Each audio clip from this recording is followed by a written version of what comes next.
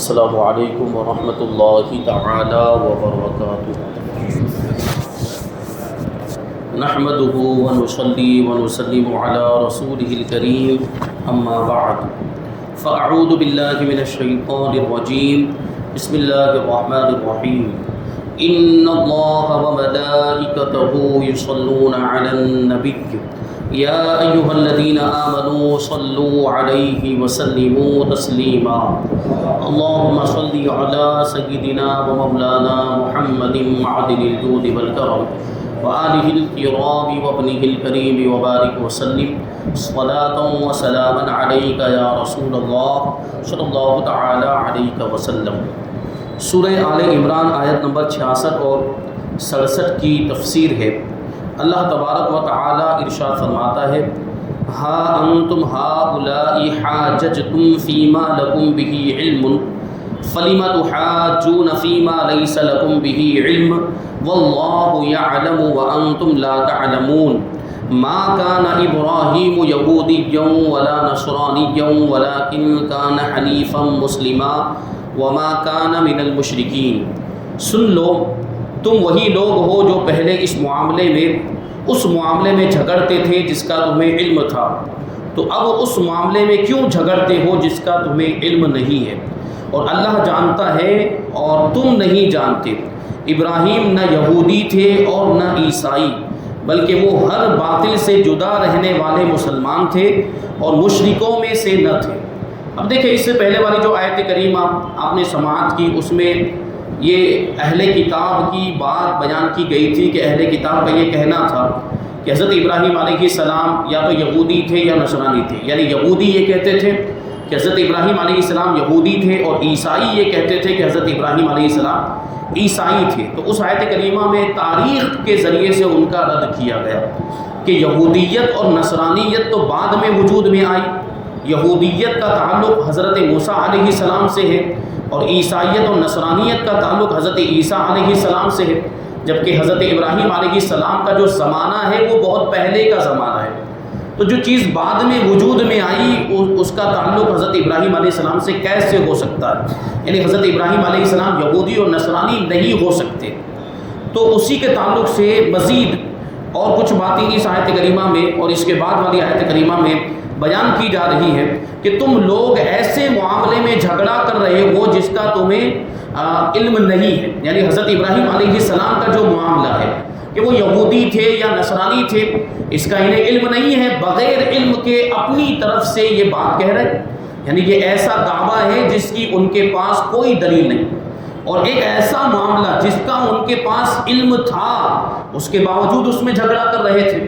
اور وہ کون سا معاملہ ہے؟ وہ نبی پاک صلی اللہ علیہ وسلم کا معاملہ ہے کہ نبی پاک صلی اللہ علیہ وسلم کے تعلق سے ان کو علم تھا کہ یہی نبی آخر الزمان ہے، ان کی کتابوں میں لکھا ہوا تھا، توریت اور انجیل میں نبی پاک صلی اللہ علیہ وسلم کے اوصاف، آپ کی علامتیں اور آپ کی نشانیاں، آپ کی صفتیں بیان کی گئی تھی کہ نبی آخر الزمان ایسے ہوں گے، ان کے اندر یہ خوبیاں ہوں گی۔ اس کے باوجود اس میں ان لوگوں نے جھگڑا کیا، اس کا تو علم تھا، اس میں بھی جھگڑا کرنا مناسب نہیں تھا، اور یہاں تو جو ہے علم ہے ہی نہیں حضرت ابراہیم علیہ السلام کے تعلق سے۔ تو جب علم نہیں ہے، جب معلومات نہیں ہے، تو پھر جھگڑا کرنے کا کیا مطلب ہے؟ تو یہ لوگ کہتے تھے کہ حضرت ابراہیم علیہ السلام یہودی تھے یا نصرانی تھے، تو ان کا رد فرمایا گیا کہ حضرت ابراہیم علیہ السلام نہ یہودی تھے نہ نصرانی تھے، بلکہ وہ ہر باطل سے جدا ایک اللہ کی عبادت کرنے والے تھے، ہر جھوٹے مذہب سے الگ تھے۔ اب یہودی جو یہ مانتے ہیں، یہودیت جو یہودی مانتے ہیں، اور نصرانیت جو نصرانی اور عیسائی مانتے ہیں، یہ باطل مذہب ہے، یعنی اس کے اندر بہت ساری چیزیں ان لوگوں نے اپنی طرف سے شامل کر لی اپنی مرضی کے مطابق۔ تو حضرت ابراہیم علیہ السلام کا یہودیت سے اور نصرانیت سے تعلق ہو ہی نہیں سکتا، کیونکہ وہ تو ہر باطل سے الگ تھے، وہ ہر جھوٹی بات سے جدا تھے، ہر جھوٹے مذہب سے الگ تھے، تو وہ یہودی نہیں ہو سکتے، اور مشرکین میں سے بھی نہیں تھے۔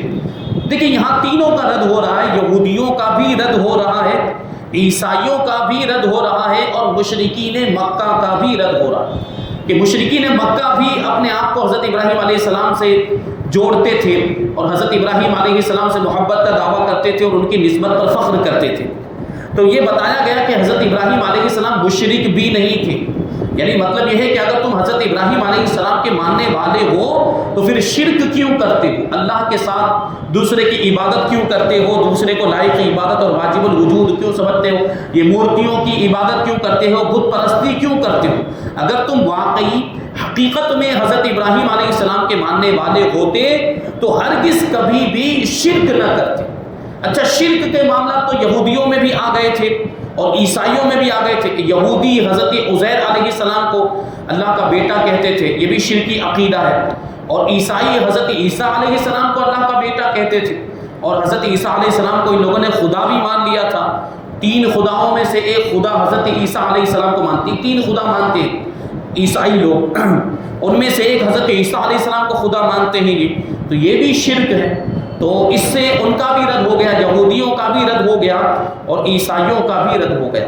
فرماتے ہیں کہ اس آیت میں اور اس کے بعد والی آیتوں میں یہ بیان کیا گیا ہے کہ یہ تم ہی ہو کہ تمہاری کتابوں میں نبی آخر الزمان صلی اللہ علیہ وسلم کے ظہور، آپ کے تشریف لانے اور آپ صلی اللہ علیہ وسلم کی نعت و صفت کا بیان موجود ہے، اس کے باوجود تم حضور پاک صلی اللہ علیہ وسلم پر ایمان نہ لائے اور تم نے اس میں جھگڑا کیا۔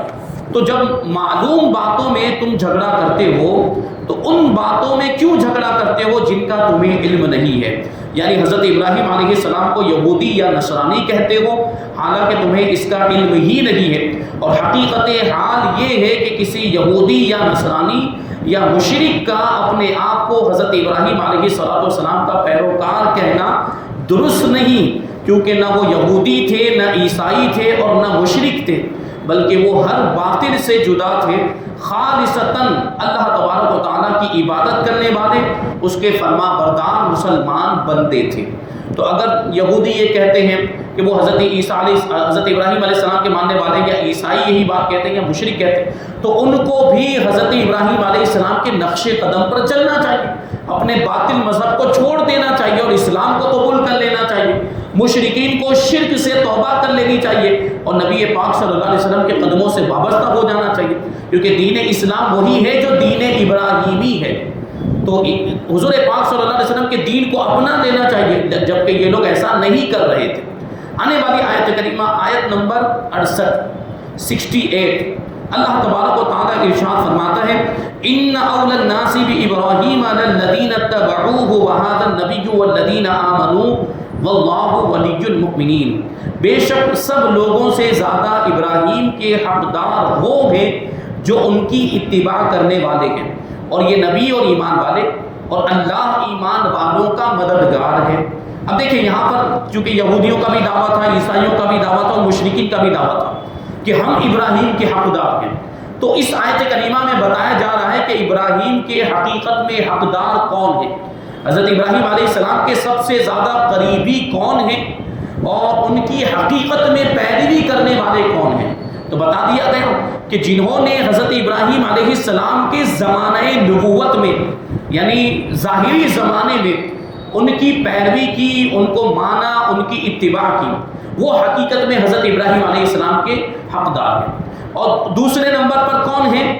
یہ نبی پاک صلی اللہ علیہ وسلم اور ایمان والے، یہ حضرت ابراہیم علیہ السلام کے زیادہ حقدار ہیں۔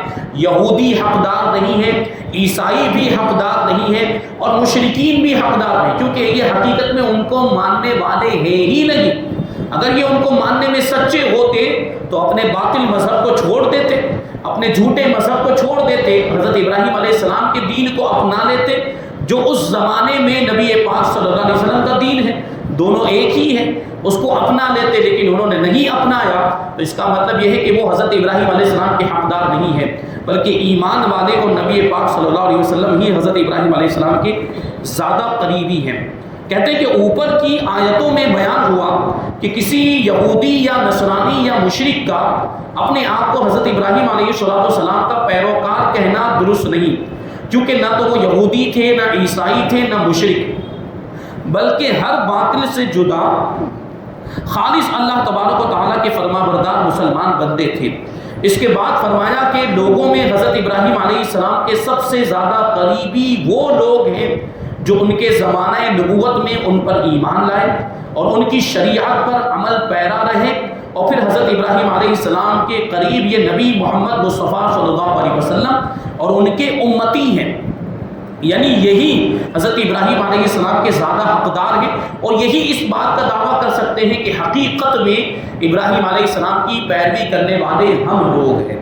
تو اس آیت کریمہ سے 3 مسئلے معلوم ہوئے۔ پہلا مسئلہ یہ ہے کہ نبی سے قرب، نبی سے تعلق ان کی اطاعت سے حاصل ہوتا ہے، کیونکہ دیکھیں ایمان والے اور نبی پاک صلی اللہ علیہ وسلم کی حضرت ابراہیم علیہ السلام کی اطاعت کرنے والے ہیں، فرما برداری کرنے والے ہیں، تو ان کو قریبی کہا گیا کہ حضرت ابراہیم علیہ السلام کے قریبی کون ہیں؟ یہ نبی آخر الزماں ہیں اور ان کے امتی ہیں۔ تو یہ قرب جو حاصل ہوتا ہے وہ اطاعت اور فرما برداری سے حاصل ہوتا ہے، نہ کہ محض ان کی اولاد ہونے سے۔ یعنی کبھی کبھی اولاد ہونے کے باوجود آدمی قریبی نہیں ہوتا، آدمی دور ہوتا ہے کیونکہ اطاعت نہیں کرتا، باپ کی اطاعت نہیں کرتا، باپ کا کہا نہیں مانتا ہے، تو پھر اس کو قریبی نہیں مانا جاتا۔ اگرچہ دیکھیے خون کا رشتہ ہے، اولاد ہے، اس کے باوجود اس کو قریبی نہیں کہتے۔ جیسے کہ کنعان تھا حضرت نوح علیہ السلام کا بیٹا، وہ نبی، ایسے جلیل القدر نبی اور رسول کا بیٹا ہونے کے باوجود وہ حضرت نوح علیہ السلام کا قریبی نہیں ہو سکا کیونکہ وہ کافر ہو گیا تھا۔ تو کافر ہو جانے کی وجہ سے اطاعت سے اس کا کوئی تعلق نہیں رہا، وہ حضرت نوح علیہ السلام کا ماننے والا نہیں تھا، اس وجہ سے اولاد ہونے کے باوجود، بیٹا ہونے کے باوجود اس کا حضرت نوح علیہ السلام سے قربت کا کوئی رشتہ نہیں تھا، وہ قریبی اس کو نہیں کہا گیا، اور اس کو دور کا یہ جو ہے کہ یوں کہا گیا کہ اس کا کوئی تعلق نہیں تھا، کیونکہ کافر کا ایک نبی سے کوئی تعلق نہیں ہو سکتا ہے۔ دوسرا مسئلہ یہ معلوم ہوا کہ مسلمان ہی سچے ابراہیمی ہیں، یعنی مسلمان ہی حقیقت میں حضرت ابراہیم علیہ السلام کو ماننے والے ہیں۔ چنانچہ اسی لیے تمام ابراہیمی سنتیں اسلام کے اندر موجود ہیں۔ آج بھی حضرت ابراہیم علیہ السلام کی سنتیں ہمارے اسلام میں باقی رکھی گئی، بہت ساری سنتیں ہیں، جیسے حج ہے، یہ حج جو ہے کیا جاتا ہے، یہ حضرت ابراہیم علیہ السلام کی تو سنت ہے۔ کیا ہوا تھا؟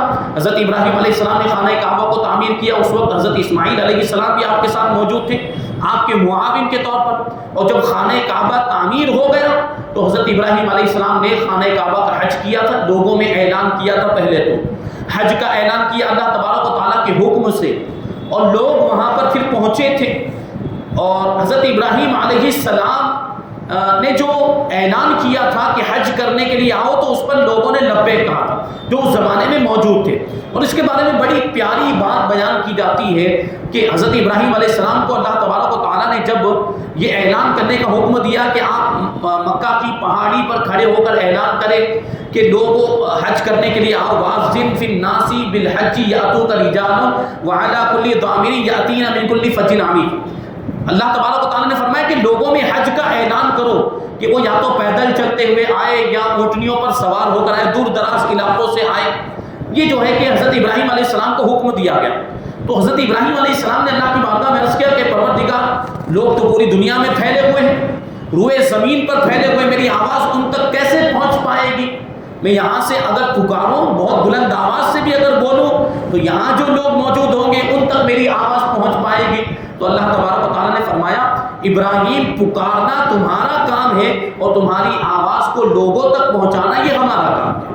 اور ایسا ہی ہوا، حضرت ابراہیم علیہ السلام کی آواز پوری دنیا کے لوگوں تک پہنچی، بلکہ جو لوگ ابھی دنیا میں نہیں آئے تھے، جو اپنی ماؤں کے پیٹ میں تھے یا اپنے باپوں کی پشتوں میں تھے، انہوں نے بھی حضرت ابراہیم علیہ السلام کی آواز کو سنا اور اس پر لبیک کہا۔ کچھ لوگوں نے لبیک نہیں کہا، جن لوگوں نے لبیک کہا ان کی تقدیر میں حج کرنا لکھ دیا گیا، اور جس نے جتنی مرتبہ لبیک کہا اتنی مرتبہ اس کی تقدیر میں حج کرنا لکھ دیا گیا۔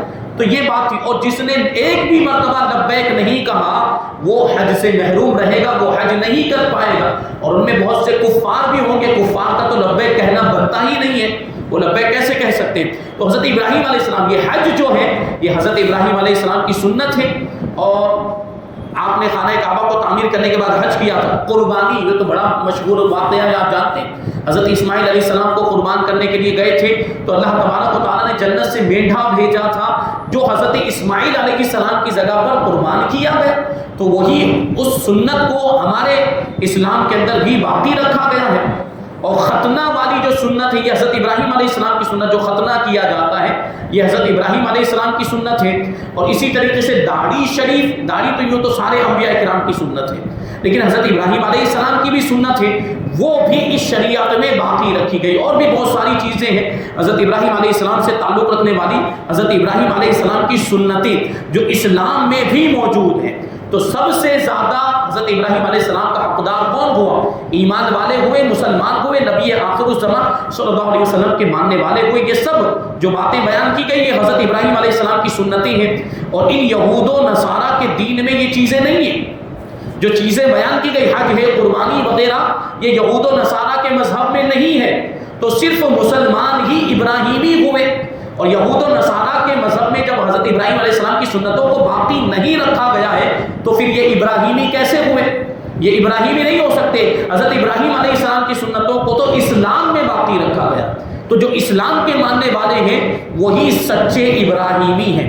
تیسرا مسئلہ اس سے کیا معلوم ہوا کہ بزرگوں کی نسبت اللہ تبارک و تعالیٰ کی اعلیٰ نعمت ہے۔ دیکھیں یہاں نسبت ہی کی تو بات چل رہی ہے کہ یہودی بھی دعویٰ کر رہے ہیں حضرت ابراہیم علیہ السلام کی نسبت کا، عیسائی بھی دعویٰ کر رہے ہیں، مشرکین بھی دعویٰ کر رہے ہیں، لیکن اللہ تبارک و تعالیٰ فرماتا ہے کہ حقیقت میں حضرت ابراہیم علیہ السلام کی نسبت کس کو حاصل ہے؟ نبی آخر الزمان کو اور ان کے ماننے والوں کو حاصل ہے۔ اور اس نسبت کو دیکھیں فخریہ طور پر بیان کیا جا رہا ہے، یہ بہت بڑی نعمت ہے، اس کو ایک نعمت کے طور پر بیان کیا جا رہا ہے۔ تو بزرگوں سے جو نسبت ہوتی ہے وہ بھی اللہ تبارک و تعالیٰ کی نعمت ہوتی ہے، اس میں بھی بڑا کمال، اس میں بھی بڑی خوبی ہوا کرتی۔ تو ہمیں بھی جو بزرگوں سے نسبت حاصل ہے الحمدللہ، سب سے بڑی نسبت تو ہمارے پاس نبی آخر الزمان حضور رحمت عالم صلی اللہ علیہ وسلم کی نسبت ہے، اس سے بڑی تو کوئی نسبت ہو ہی نہیں سکتی۔ پھر ہمارے پاس صحابہ کرام کی نسبت ہے، ہمارے پاس اہل بیت اطہار کی نسبت ہے، ہمارے پاس اولیاء کرام کی نسبت ہے۔ یہ ساری نسبتیں یہ اللہ تبارک و تعالیٰ کی بہت بڑی نعمت ہے۔ جیسے یہاں آیت میں حقانیت کی علامت حضرت ابراہیم علیہ السلام سے صحیح نسبت اور تعلق کو بیان فرمایا گیا، تو نسبت کا بھی اثر ہوتا ہے۔ آگے اللہ تبارک و تعالیٰ ارشاد فرماتا ہے آیت نمبر 69 وَدَّتْ طَائِفَةٌ مِّنْ أَهْلِ الْكِتَابِ لَوْ يُضِلُّونَكُمْ وَمَا يُضِلُّونَ إِلَّا أَنفُسَهُمْ وَمَا يَشْعُرُونَ۔ کتابیوں کا ایک گروہ دل سے یہ چاہتا ہے کہ کسی طرح تمہیں گمراہ کر دے، اور وہ صرف خود کو گمراہ کر رہے ہیں اور انہیں اس بات کا شعور بھی نہیں، اس بات کا پتہ بھی نہیں چل پا رہا ہے کہ وہ خود اپنے آپ کو گمراہ کر رہے ہیں۔ ہوتا کیا تھا؟ یہ آیت کریمہ حضرت معاذ ابن جبل، حضرت حذیفہ ابن یمان اور حضرت عمار ابن یاسر رضی اللہ تعالی عنہم کے بارے میں نازل ہوئی، جن کو یہودی اپنے دین میں داخل کرنے کی کوشش کرتے اور یہودیت کی دعوت دیتے تھے، یعنی یہ کہتے تھے کہ تم اسلام سے پھر جاؤ، یہودی ہو جاؤ، ہمارے مذہب میں آ جاؤ، ہمارے مذہب میں شامل ہو جاؤ۔ یہ ان صحابہ کرام کو یہ لوگ بہکانے کی کوششیں کرتے تھے۔ تو اس پہ یہ آیت کریمہ نازل ہوئی اور بتایا گیا کہ یہ ان کی ہوس خام ہے، یعنی بیکار کی کوشش ہے۔ یہ جو کر رہے ہیں صحابہ کرام کو بہکانے کی کوشش کر رہے ہیں۔ ابھی سوچیں کہ صحابہ کون ہوتے ہیں جنہوں نے اپنے ماتھے کی آنکھوں سے نبی پاک صلی اللہ علیہ وسلم کا دیدار کیا، حضور پاک صلی اللہ علیہ وسلم کو دیدار کیا، کیا صبح و شام دیکھتے رہتے تھے، تو ان کا ایمان کتنا مضبوط ہوگا۔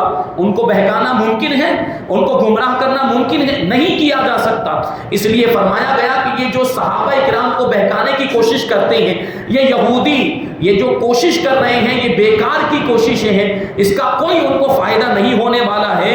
وہ حضرات صحابہ کرام کو ہرگز گمراہ نہیں کر سکیں گے۔